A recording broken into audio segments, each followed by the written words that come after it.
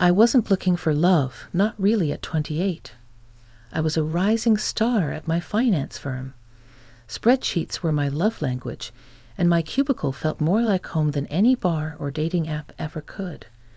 Then came Sarah's rooftop party. Sarah, my coworker and best friend, had a knack for dragging me out of my comfort zone. This time it was a mixed crowd, a bunch of artists and musicians Sarah knew, and a few of the more normal people from the office. That's where I saw him. He was arguing, well, more like playfully sparring with a guy over the best way to restore a brick building.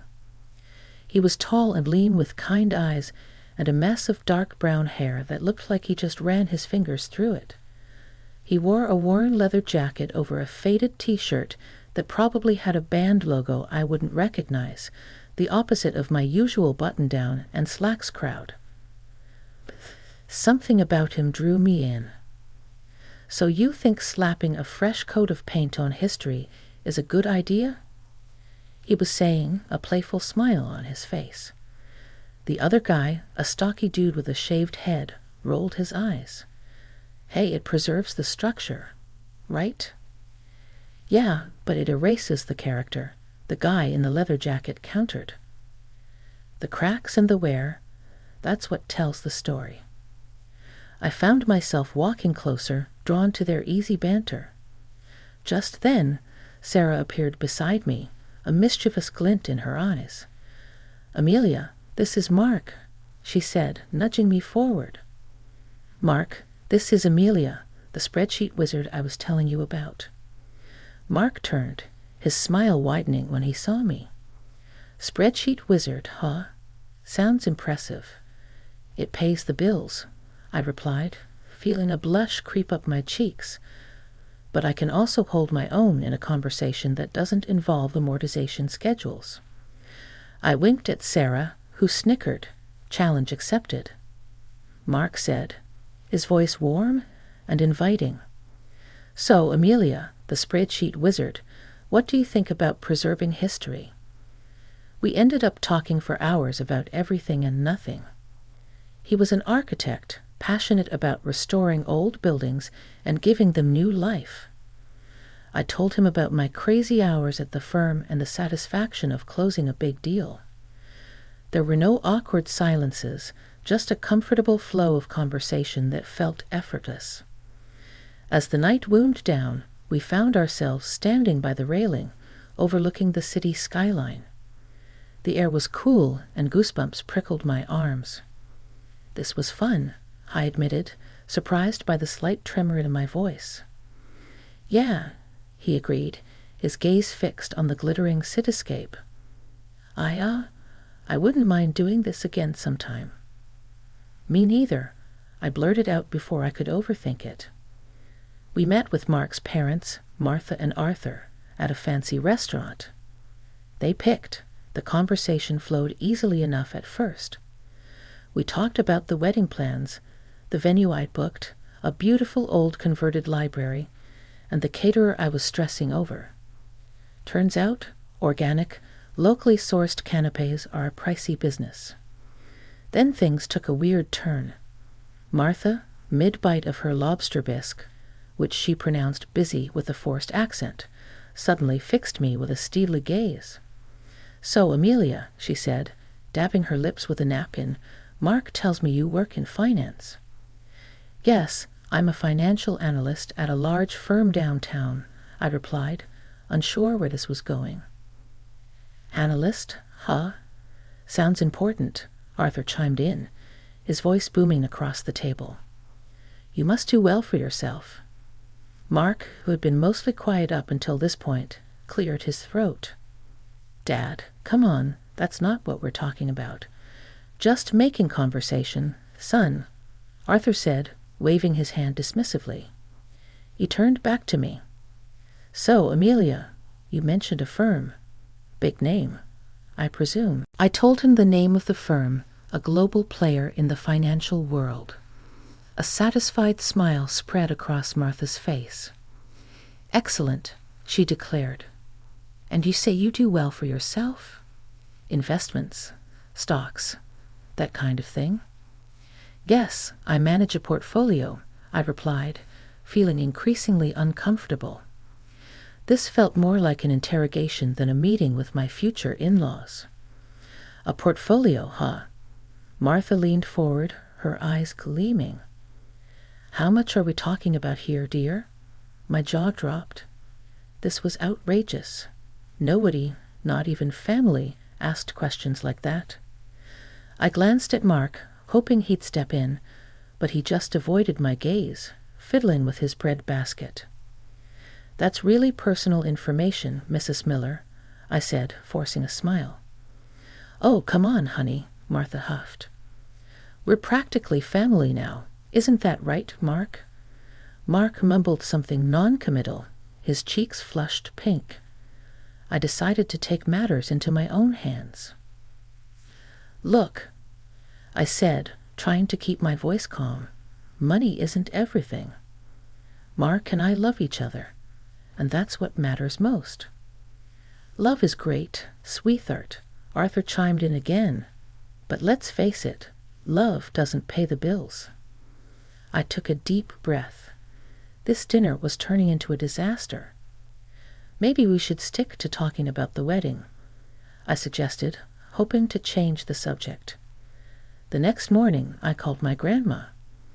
As soon as I hung up with her, after recounting the dinner with Mark's parents, a wave of doubt washed over me. Her words, greedy and selfish people, echoed in my head. But I brushed it off. Grandma could be a bit old-fashioned sometimes. Sure, Martha and Arthur were a little blunt, but they seemed genuinely happy for us. Maybe they were just a bit awkward when it came to expressing their emotions. Fast forward a few months, and wedding planning was in full swing. Everything from the venue to the flowers felt like pulling teeth whenever money came up. Mark would give a sheepish shrug and say, "Work's been a bit tight lately." His parents, bless their hearts, kept offering suggestions, cheaper venues outside the city limits, a family friend who did amazing catering for a discount meaning they'd barter for vegetables from their neighbor's garden. Needless to say, I ended up footing most of the bill. Mark, ever the charmer, would say things like, "You're amazing, honey, handling everything like a champ." But his lack of financial contribution started to grate on me. Finally, the big day arrived. It was beautiful. The weather cooperated, the food was delicious, and most importantly, Mark and I said, "I do." The only sour note was Grandma. After the ceremony, she pulled me aside, her wrinkled face etched with concern.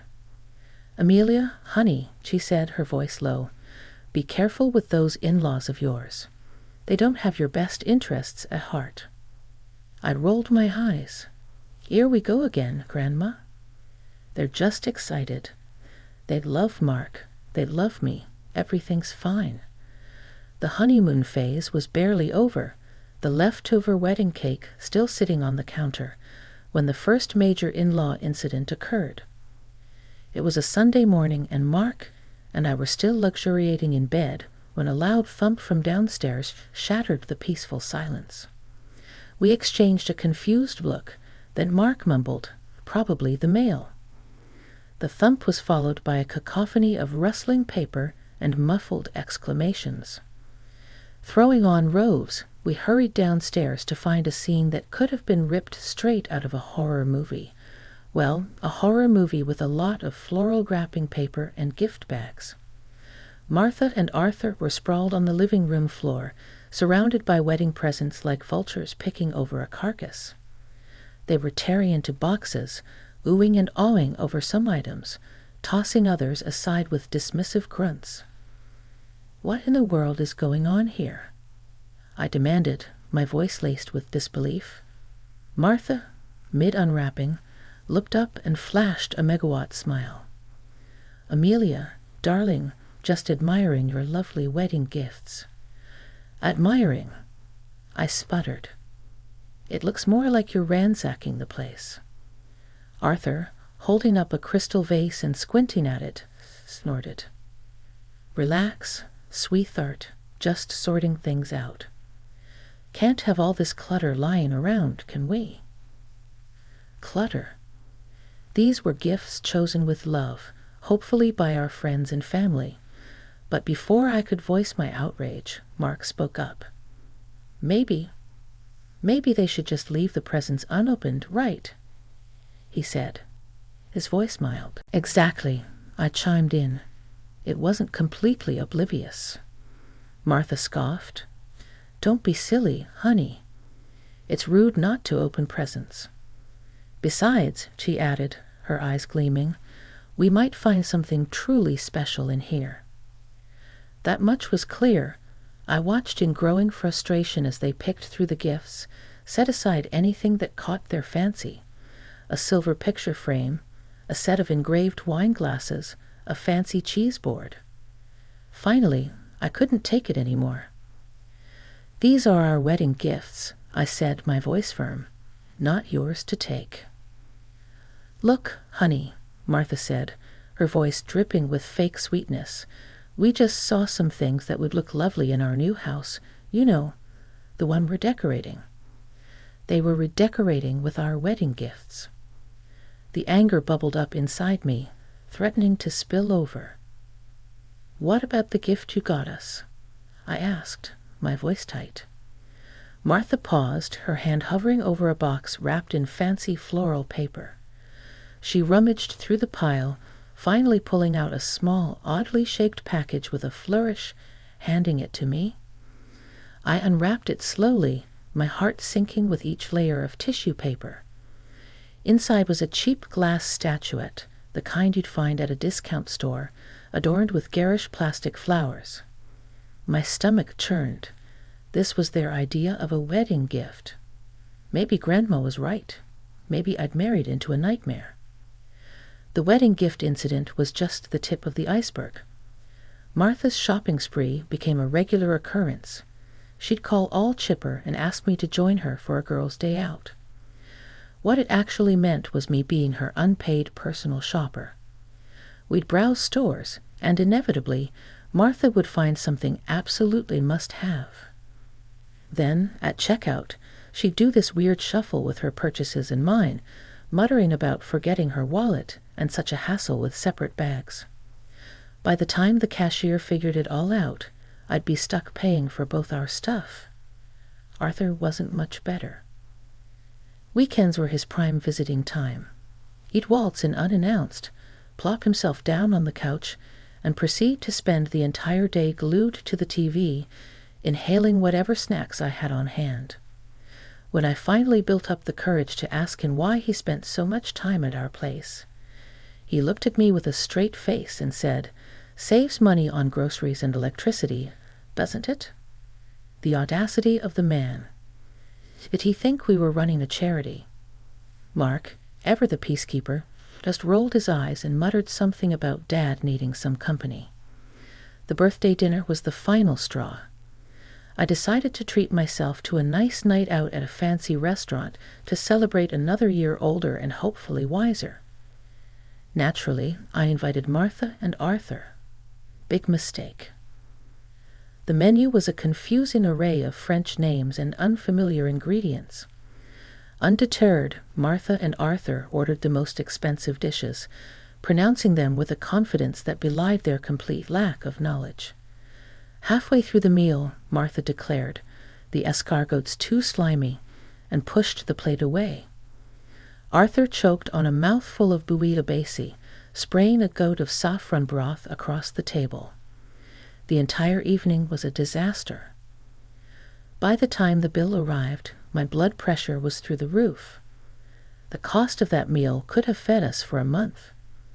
And guess who offered to chip in? Nope, not Mark. He just sat there oblivious while I choked out a strained thank you to the waiter and reached for my credit card. Back home, fuming and frustrated, I finally confronted Mark. "How can you just let your parents walk all over you like that?" I demanded. "Come on, babe," he said dismissively. "It's not a big deal. They're just, like that." "Like what?" "Selfish and entitled, Mark. This isn't okay. I sighed, running a hand through his hair. Look, I love you, but you've got to pick your battles. My parents are, well, my parents. They're not going to change. Maybe he was right. Maybe I had been naive, hoping to change them, to somehow melt them into the in-laws I'd always dreamed of. But the reality was staring me in the face. Martha and Arthur were who they were, and that wasn't going to change. The birthday dinner debacle was a turning point, but not the end. The in-law gift-giving strategy became painfully clear. Shower us with cheap, impersonal trinkets on holidays and expect extravagant presents in return. A framed picture of a lighthouse for Christmas? Try a top-of-the-line espresso machine for Mother's Day. According to Martha's order, any hint at the unbalanced value of gifts resulted in a lecture about family and not keeping score. My grandma, bless her soul, wouldn't dream of asking for anything.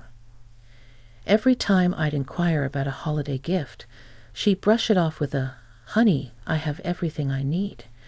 Just come visit. That's all that matters." Meanwhile, Martha and Arthur treated gift-giving like a competitive sport. They'd show up unannounced, a triumphant glint in their eyes, brandishing their latest treasures. A chipped ceramic fruit bowl for Christmas. A set of mismatched oven mitts decorated with faded cartoon cats for Valentine's Day. Each offering felt like a slap in the face. The final insult came on Thanksgiving. This year, I'd opted for a quiet night in, just Mark and me, maybe order some takeout and watch a movie. But of course, Martha and Arthur had other plans.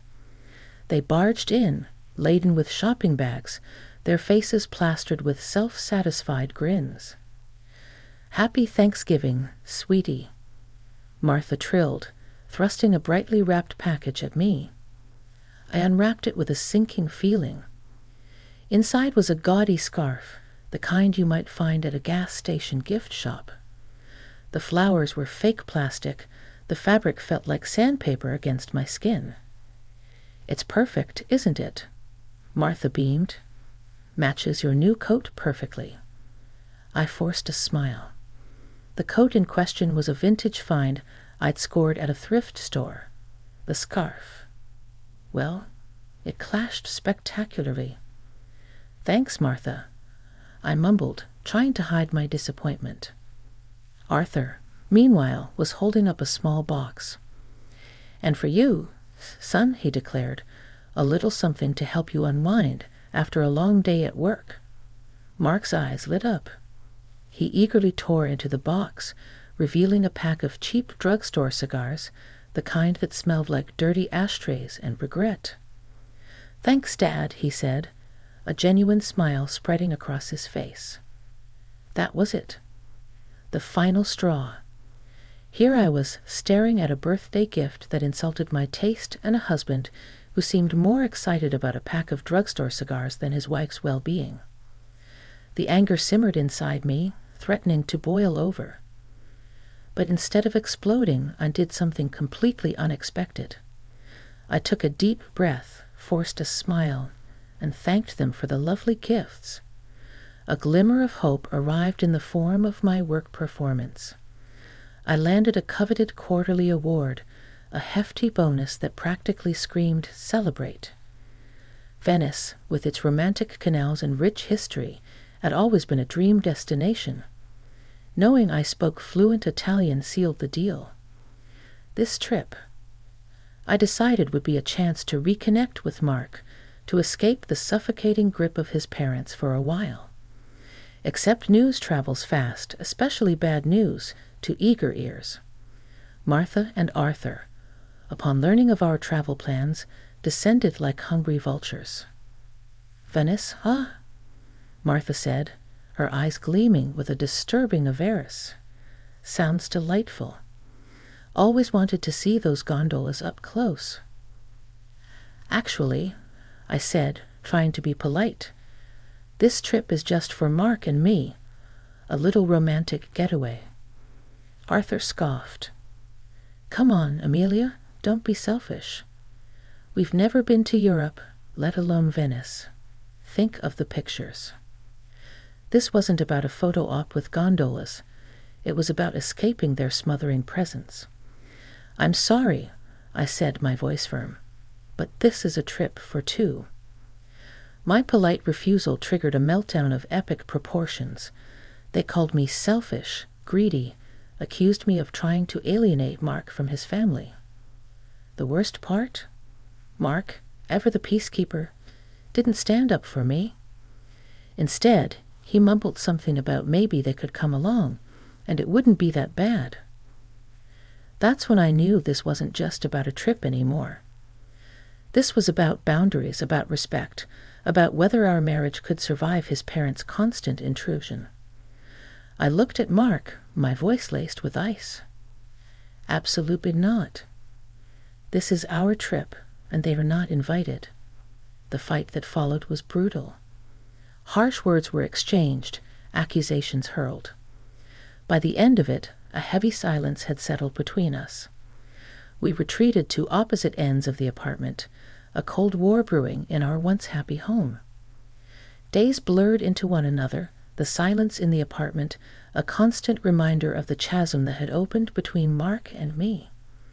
I didn't call his parents. The mere thought of their entitled whining made my stomach churn.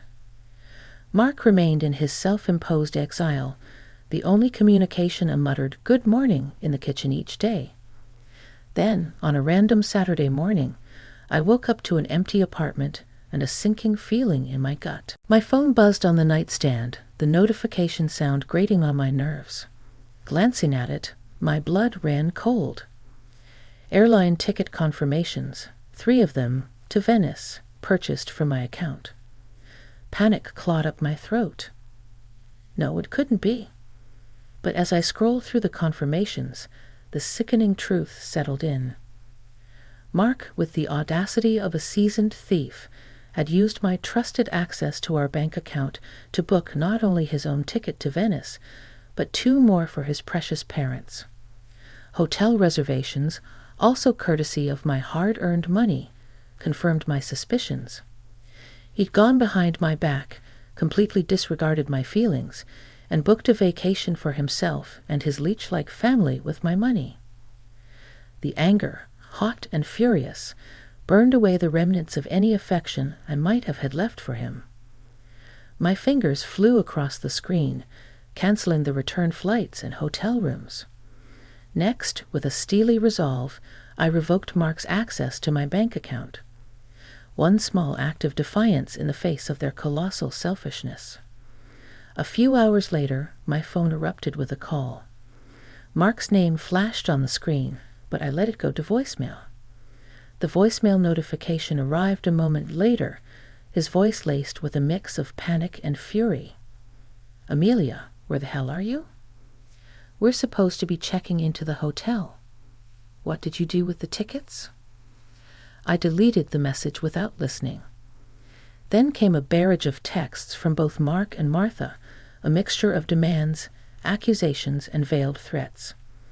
Mark's final message, though, sent a dark chuckle rippling through me.